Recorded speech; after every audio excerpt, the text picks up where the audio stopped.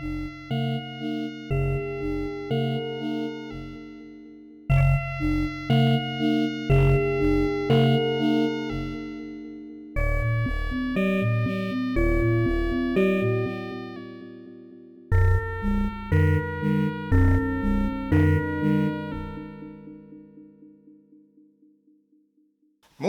tout le monde et bienvenue dans une nouvelle vidéo. Je fais juste le point.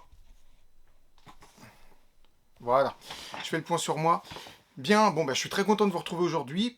Ça va être une vidéo pour vous montrer un petit peu comment faire des bases d'étalonnage dans DaVinci Resolve.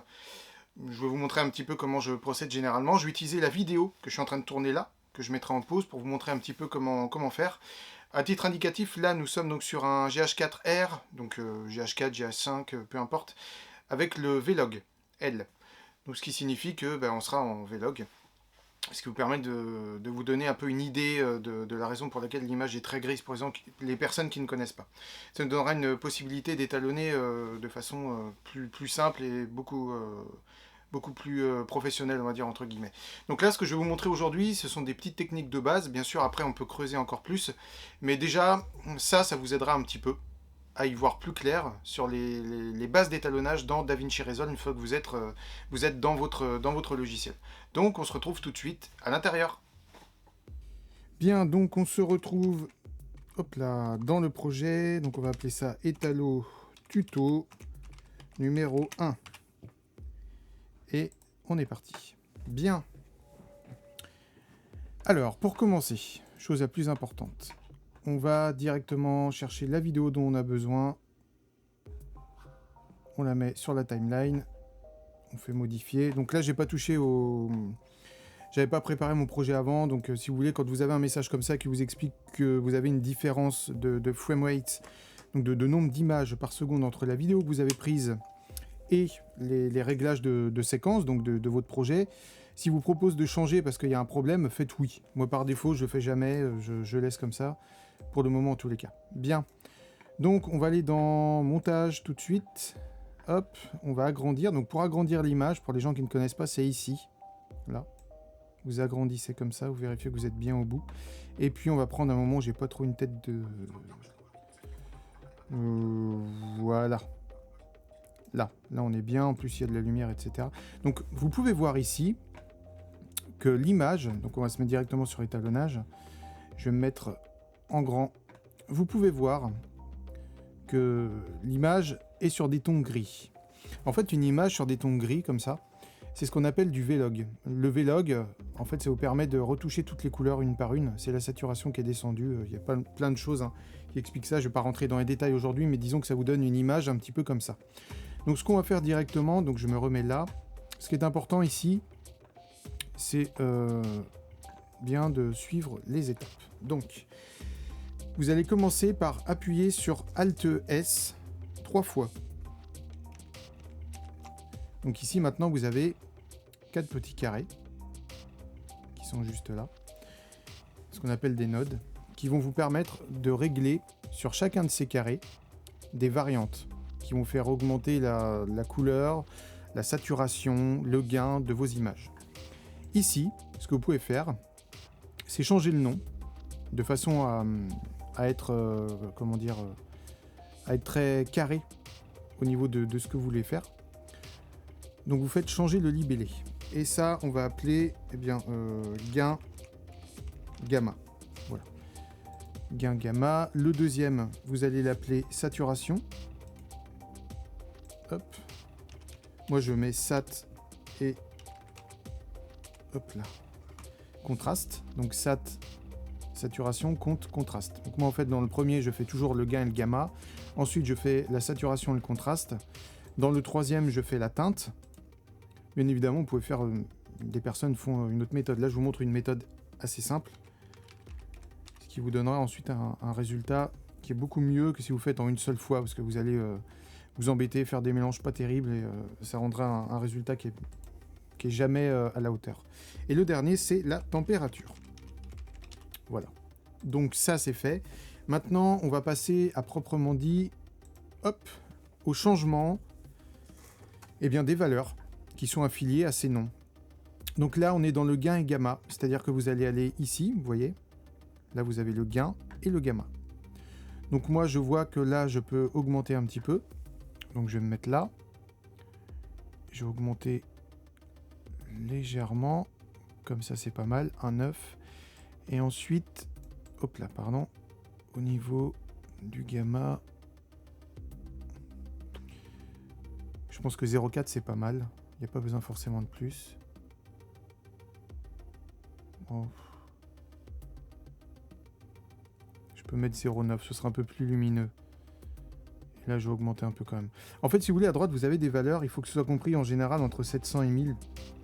Vous n'êtes pas obligé d'aller tout en haut. Là, c'est quand même bien lumineux. Bon, c'est peut-être le mieux, hein, vous me direz. Je vais faire comme j'ai l'habitude de faire en général. Je vais faire plus lumineux. Il faut que vous essayiez plus ou moins d'être un petit peu en dessous des 1000. Là, vous voyez. Et ensuite, on va passer au deuxième. Donc là, c'est la première étape. Vous remettez un petit peu la couleur comme il faut. Bien évidemment, moi, j'aurais pu, si j'avais augmenté un petit peu déjà dans la caméra. Donc, je suis sur un GH4. Hein. Donc, généralement, un GH4 au-dessus du 800 ISO, faut éviter parce que ça bruite. Donc, je peux pas aller forcément où j'ai envie, moi, même en pleine lumière. Mais j'aurais pu baisser, me mettre en lumière un peu plus forte. Mais bon, c'est pas très grave. Donc là, il faut être ici. Ensuite, on va aller directement dans la saturation. Ce que je voulais dire, c'était baisser l'obturateur.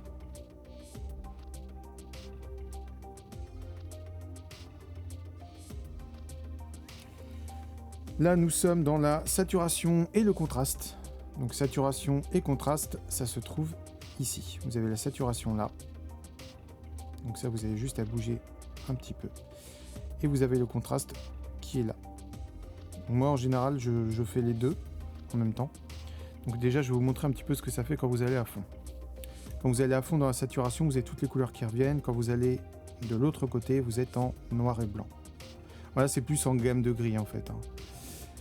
Donc moi, ce que je vais faire, c'est que je vais me mettre à 83, ça me paraît bien. Et au niveau du contraste, je vous montre aussi, c'est le contraste maximum, en fait, c'est la différence entre les hautes lumières et les zones de noir.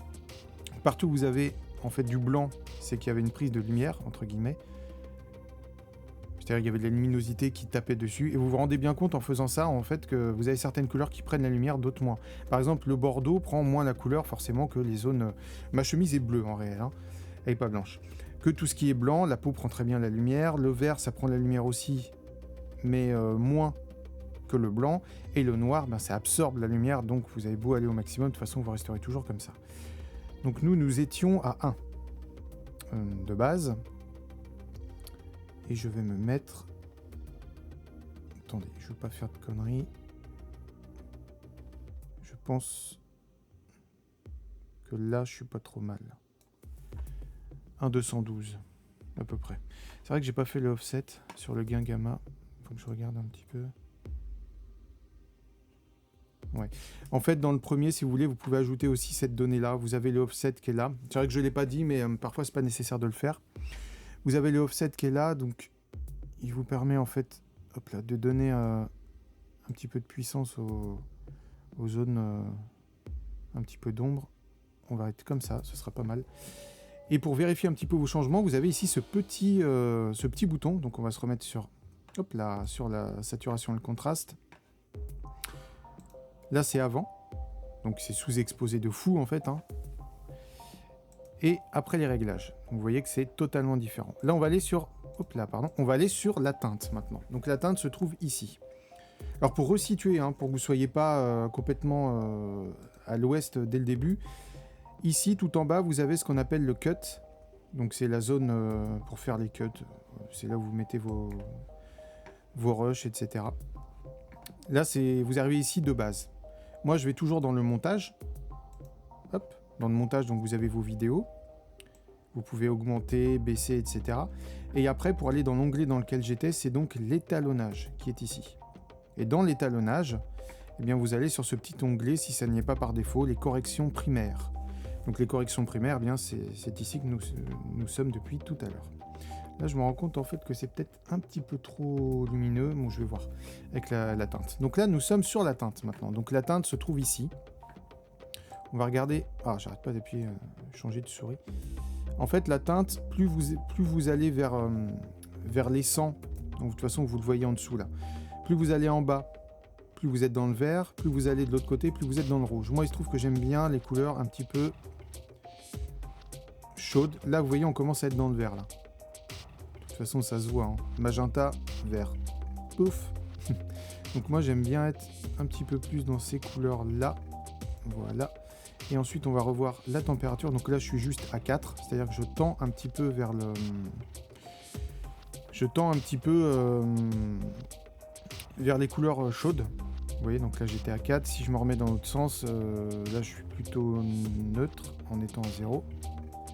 Là, un peu vert. Et si je me mets à 4, on va se remettre à 4. Voilà. Je suis donc ici. Ensuite, nous allons aller dans température, qui est le dernier onglet.